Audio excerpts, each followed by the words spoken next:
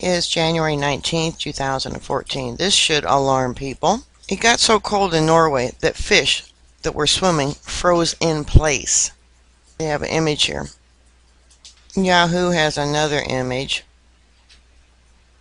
I guess because the fish were frozen in the water, that the birds couldn't even feast on them. There's also been report of moose being frozen instantly in the water. You know what this reminds me of is that woolly mammoth that they found frozen up there in the Arctic that had the buttercups, flowers that it was eating upon when it was instantly flash froze.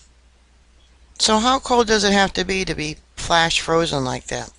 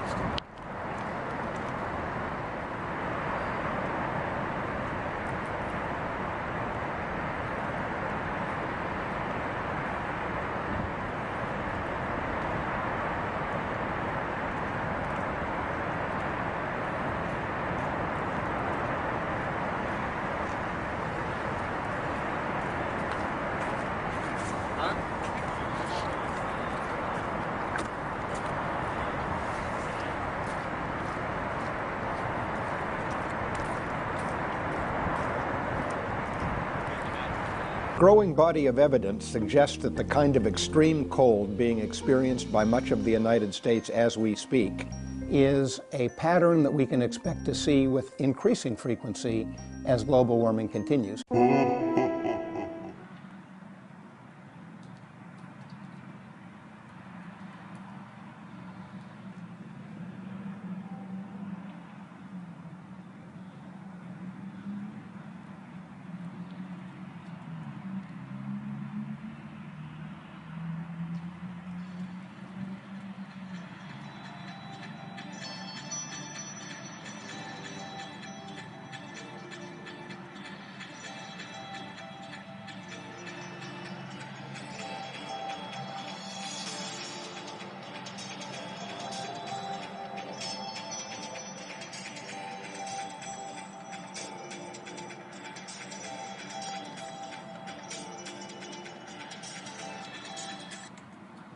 Holy crap, it's cold outside.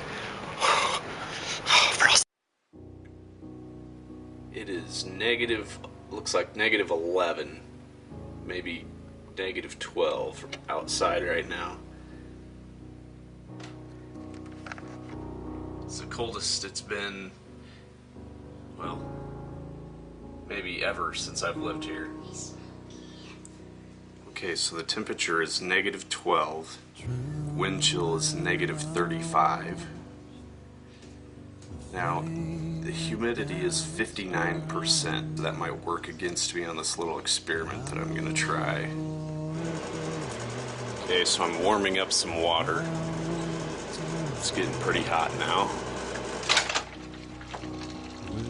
I'm gonna go try some.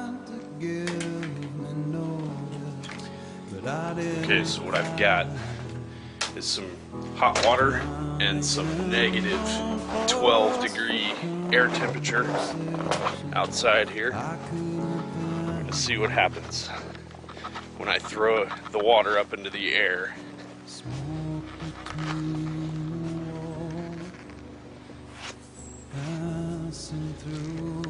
Scrape some snow off here so I can set the camera down. Okay. Here goes.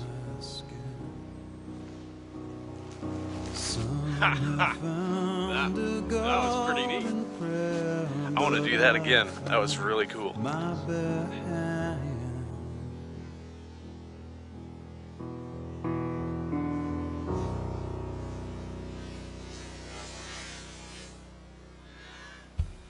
So that's pretty neat over there. We've got, I guess the ice crystals in the air are acting like a prism and making a little rainbow around the sun.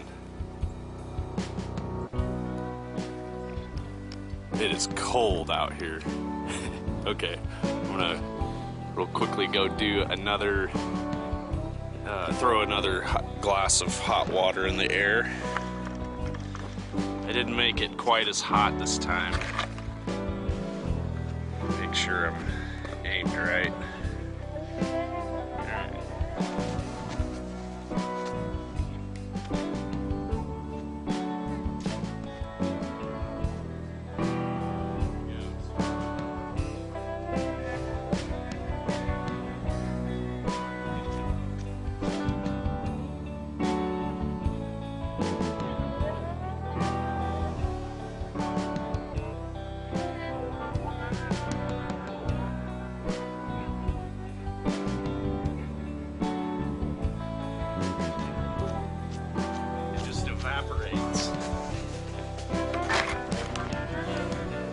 It just evaporates as soon as it hits the super cold air.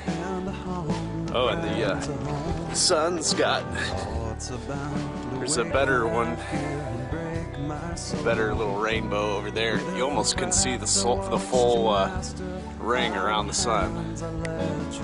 Man, it is cold out here.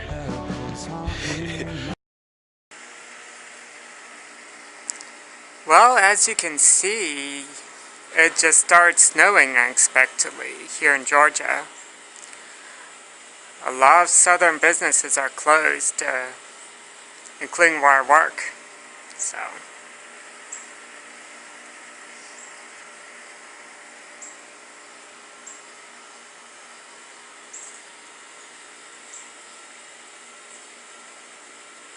This is the ice storm as seen from Richmond, Kentucky. So as you can see, there's about an inch of ice all over everything, and this is after 4 or 5 days of thawing. Well, as much as thawing as you can get with 20-degree temperatures. This is that same tree I was at this morning. It's a little bit warmer, still kind of cold, a little bit warmer. Check it out.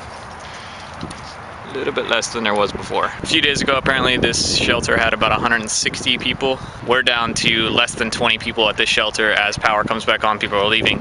Most of our day is spent doing boring administrative work, make people sign in and out, and I'm not allowed to film inside because of Red Cross regulation. I got some really awesome shots of the ice and the icicles and stuff, and I posted them on my Flickr account, so you can go check that out. Listen to this.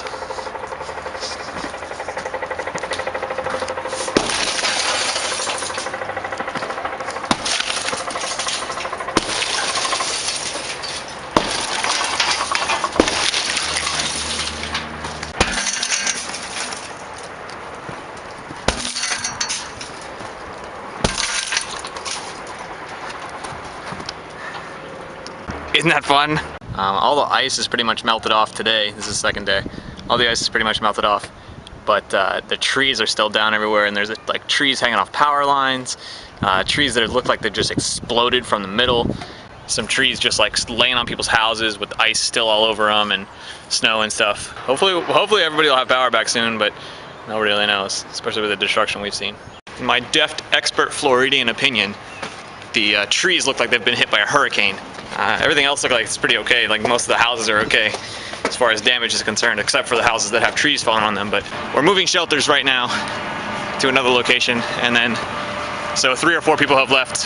Now we're down to we're less than 20, I think, people at the shelter that don't have power yet. That's right. I forgot to tell you that that I'm talking to them. It was so cold. It was so cold that it bent the power line, the power, like the telephone poles or whatever. In some places, they actually did the same thing as the trees, like they froze and exploded. Yeah, I'd say having your tree grow up through the power lines like that's probably not a good idea when there's ice storms.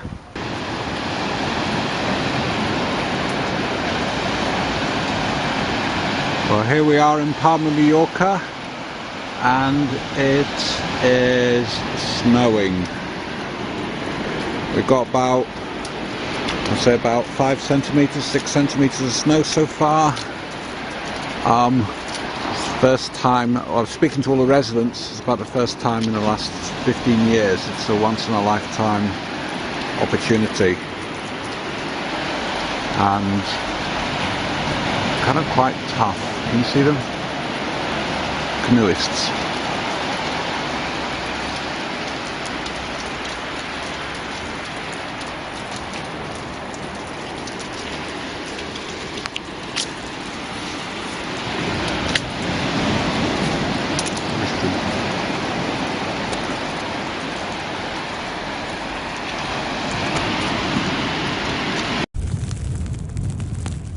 Frigid temperatures, snow and ice, an awful mix for travelers. I'm so ready to leave here. In the last 7 days, more than 17,000 cancellations and more than 40,000 delays.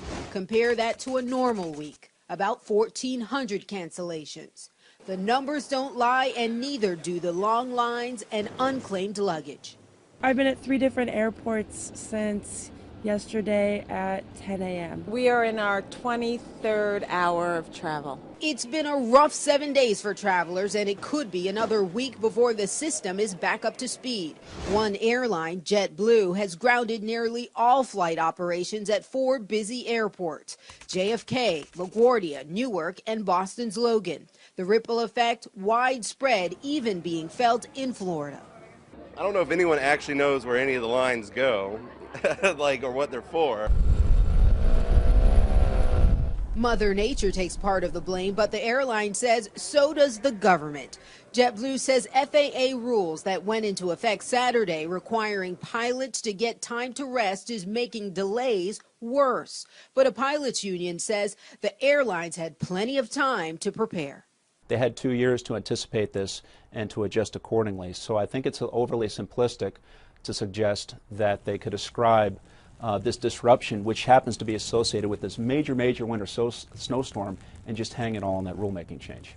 Other airlines are also monitoring the weather and scaling back. For passengers, they're all just waiting for a boarding pass that will get them to their destination sooner rather than later.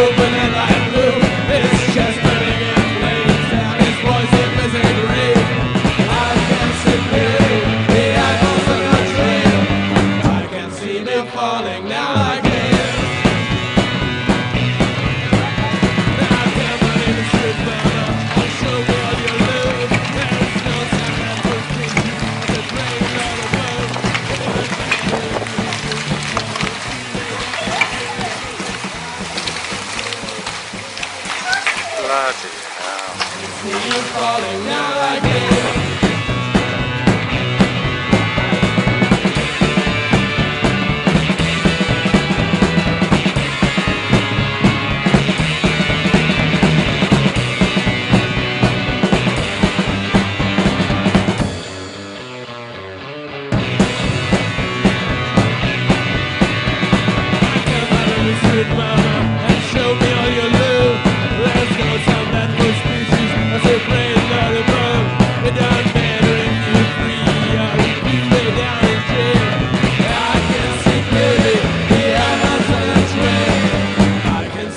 them falling down like hail. I can see them falling down like hail.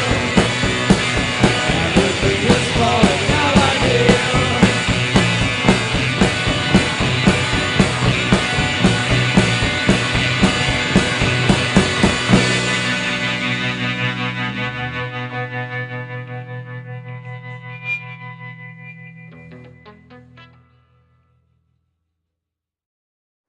From VOA Learning English, this is the Health Report in Special English. Winter and cold weather is a fact of life to many people in the northern part of the world. Freezing weather can mean frostbite and hypothermia unless a person is prepared. Here are some ways to stay warm, dry, and safe in cold weather. Frostbite is damage that happens when skin is exposed to extreme cold for too long. It mainly happens on the hands, feet, nose, and ears. People with minor cases of frostbite that affect only the skin may not suffer any permanent damage. But if deeper tissue is affected, a person is likely to feel pain every time the area gets cold. Damage to blood vessels is more dangerous. This kind of injury can lead to a gangrene infection. Sometimes the only way doctors can treat an injury like this is to remove frostbitten areas like fingers and toes.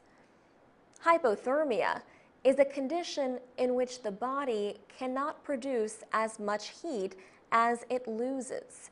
Signs of hypothermia include uncontrollable shaking, very slow breathing, and difficulty thinking clearly. If untreated, hypothermia can lead to death. To avoid cold-related injuries, here is a simple way to remember 4 basic steps to staying warm. Think of cold, C-O-L-D. The C stands for cover. Wear a hat and scarf to keep heat from escaping through the head, neck, and ears. And wear mittens, which are warmer than gloves. The O stands for overexertion. Avoid activities that will make you sweaty. Wet clothes and cold weather are a dangerous combination. L is for layers. Wearing loose, lightweight clothes, one layer on top of another, is better than wearing a single heavy layer of clothing. And D is for dry. In other words, stay as dry as possible. For VOA Learning English, I'm Alex Villarreal. From VOA Learning English, this is the Health Report in Special English. Hypothermia is a real concern if you are outside in cold weather for a long time. It is a condition that develops when the body is losing more heat than it is able to produce.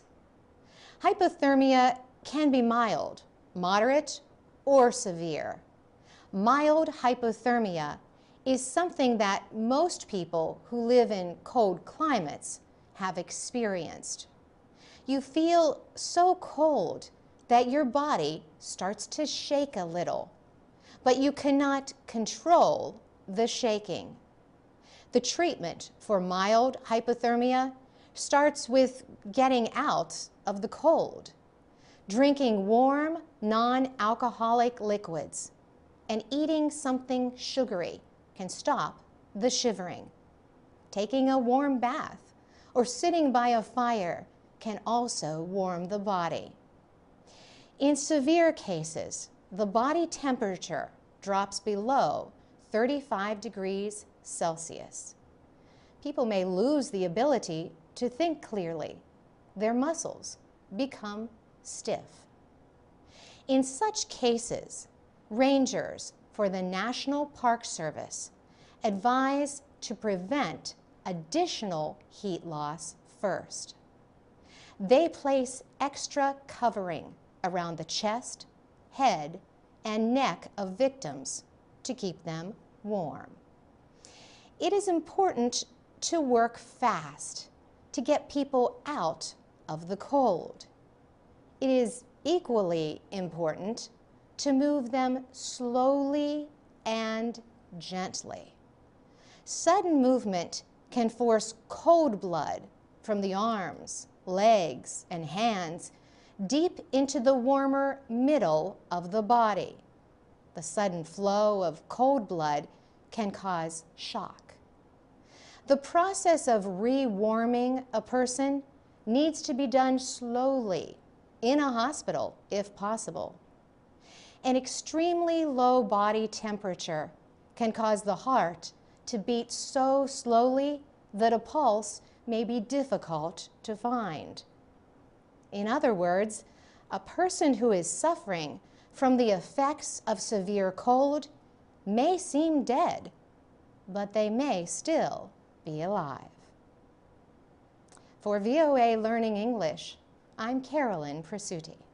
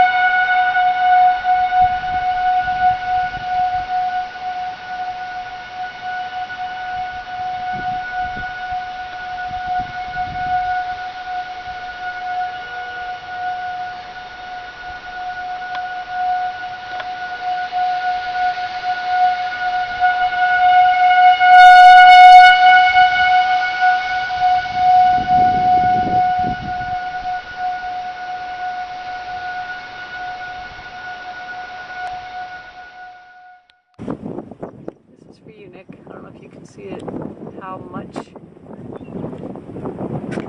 But whoa, we got a big old storm. Blowing like crazy. You probably can't hear anything, but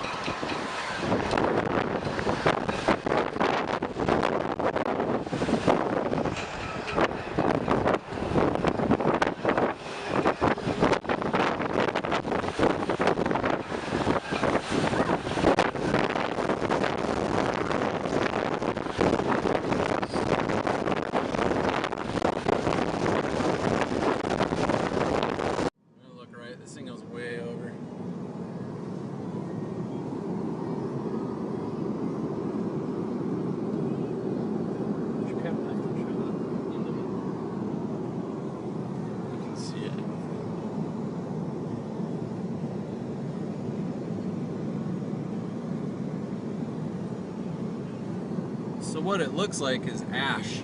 Yeah, or totally. smoke. Totally. But that is a Arizona dust storm. We don't get rain. We get dust storms. Well, like the Middle East. Yeah. This is when people are gonna stop and like not drive. Yeah.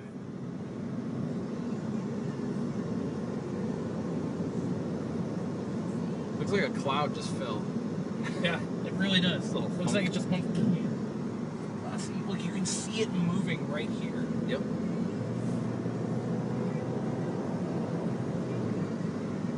You're clear, right? Yep. Well, we're officially going under it.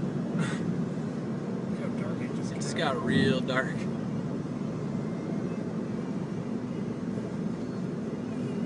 And turning into night.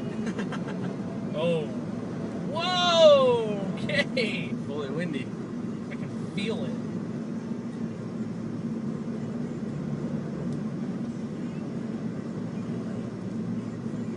Well, that's an Arizona dust storm for you.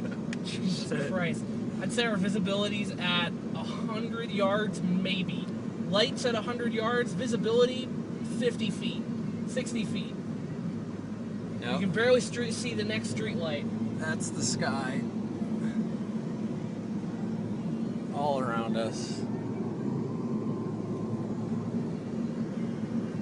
That's gonna be a cool video. Yeah. That went right in. I'm guessing I probably shouldn't hit my turbo. No. Cannot see the street signs that say "Get off the freeway." I know. I assume this is Arizona, right? Yeah. There's a street sign is coming. You can't see it. Can't see it. There we go. Arizona Avenue. Wow. Cannot see anything. No signs. Can you feel it blowing the car? Oh yeah. Dang, talk about like Traffic has lights slowed to about out. 40 miles an hour. 40. Usually people are doing 90 something. I cannot see where we need to stop. There you go. Lines are good. Wow, that got really dark really fast. Wow. Look how fast it's moving in front of us. Yeah.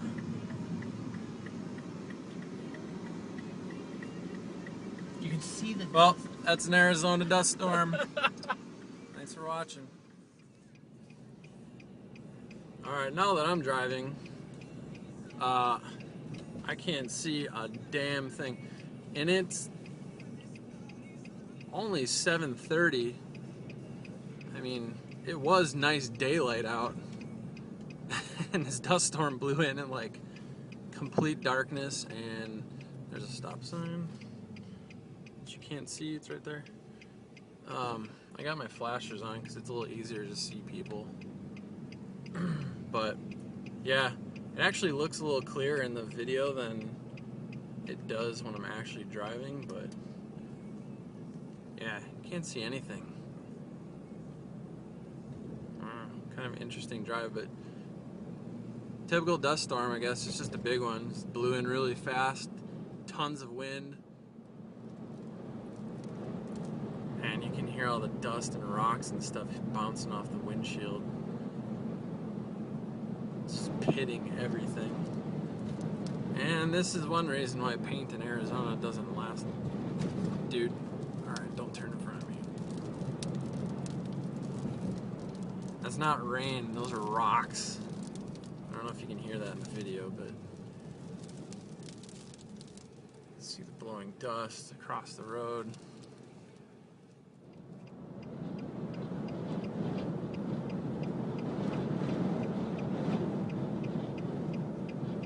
A lot of people pulled over. Don't swerve in front of me, douche. Holy shit. Oh boy. Oh boy. Oh boy. Oh boy. Random people stopped all over the road.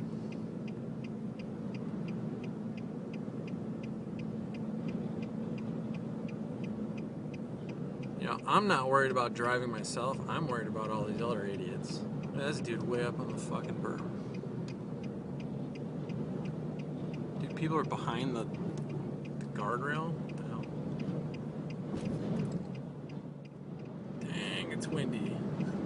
Holy crap. Not the worst thing I've driven in. I've driven in far worse storms in Chicago on the tollways and stuff.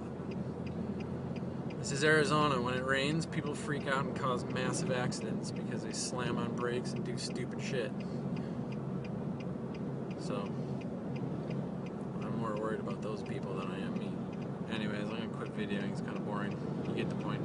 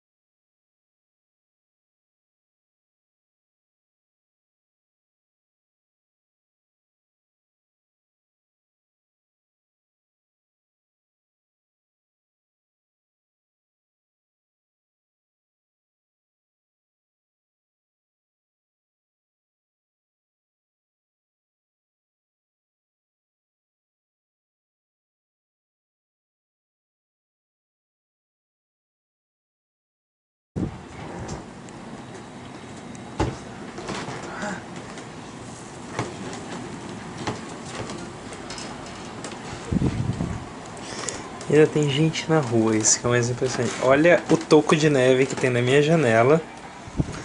E olha esse povo lá embaixo esperando o busão. Tá nevando aqui dentro do quarto.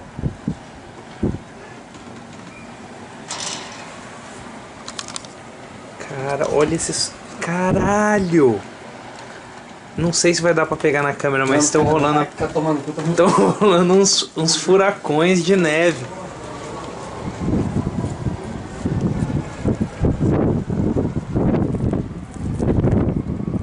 Isso é Chicago no meio de uma blizzard.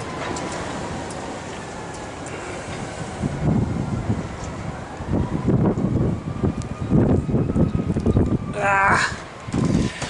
Pois é, fudeu, a gente vai ficar congelado aqui até... The Germans set up the Muslim Brotherhood in 1928, and all the Islamic terrorist organizations can be traced back to the Muslim Brotherhood. Germany controls, for example, Al-Qaeda and Hezbollah and Hamas. So the CIA have been controlled. The first 3 directors of the CIA were all German spies. Hillenkoetter, you go through Bettlesmith, and then into Alan Welsh Dulles, all working for Germany.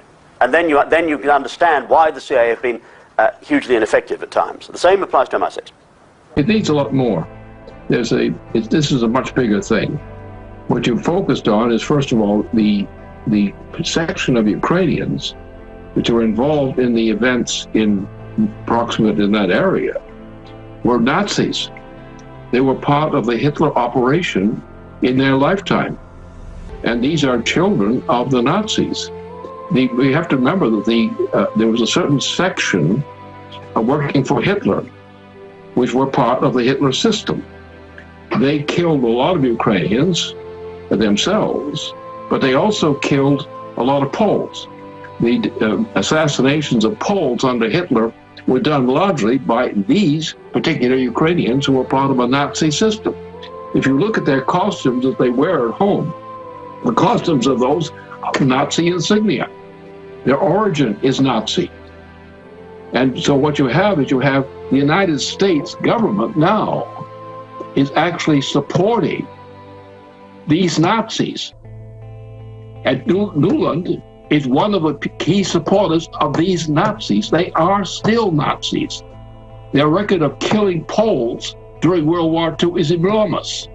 This is the same people, they wear the same costumes, the same insignia, the same legacy. And by the way, you were in World War II. I should also add that. It's amazing how long you've been speaking out. It's just amazing. And I know that is a part of the right-wing group being funded by the CIA. You are correct, sir. And they're trying to split between Catholic and then, of course, Orthodox is more pro-Russia. But what's the big geopolitical and why is this such a serious situation? Because it has nothing to do with Syria as such or things like that. These are byproducts of a much larger scheme of things. What we're on the verge of is World War III, thermonuclear World War III. And that's the big problem we have to try to defeat. Now, there are other problems that come in as subsidiary features of this problem. But as far as I'm concerned, as long as Obama remains president, we're in danger of being involved in a matter of, a few weeks or even days of thermonuclear war globally. That's where we are. And, my interest here on this is partly just inside the United States itself. This presidency is destroying our nation. And it's getting us into a thermonuclear war which we want no part of, and which our real military people want no part of either. There's no reason for a thermonuclear war. As a matter of fact, it will actually cause the extinction of the human species or something like that.